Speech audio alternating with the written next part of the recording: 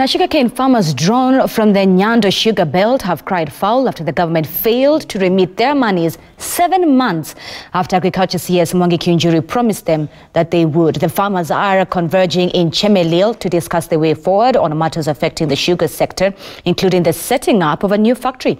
Laura Tuno is bringing us more details on this live from Kisumu. Laura, good morning. It's great to see you. What more are the farmers saying, apart from the issue of them not having their monies 7 months after they were promised?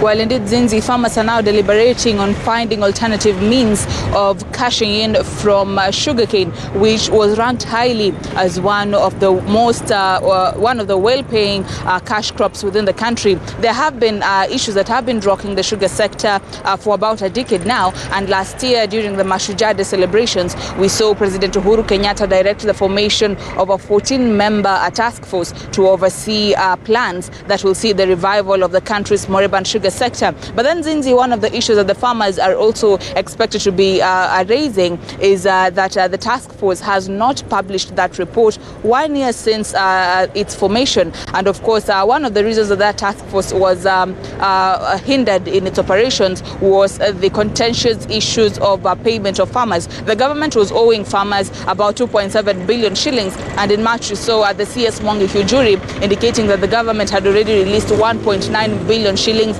towards the payment of those farmers. But then he had specifically indicated that farmers who had supplied their cane to public millers as cooperatives will not be receiving their money until some issues are cleared with Treasury. But then 7 months down the line, 800 million is still held up within the bowels of either Treasury or the Agriculture Ministry, because farmers are yet to receive that payment. Another saying that they'll be moving as they'll be taking contingency plans to perhaps set up a farmers-owned sugar factory because they're saying that the public millers within the country have failed them so far. Remember, there was also the conversation around privatization where the stakeholders involved had indicated that perhaps privatizing the 5 public millers in the country would be the only way to make them productive once again. So, of course, later in the afternoon, the farmers will be converging in Chemelil. We will be attending that meeting in order to delve into the details of exactly how they intend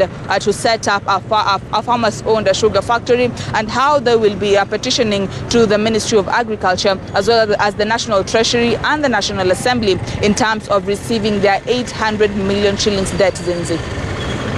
Right. Thank you so much. Thank you so much, Laura.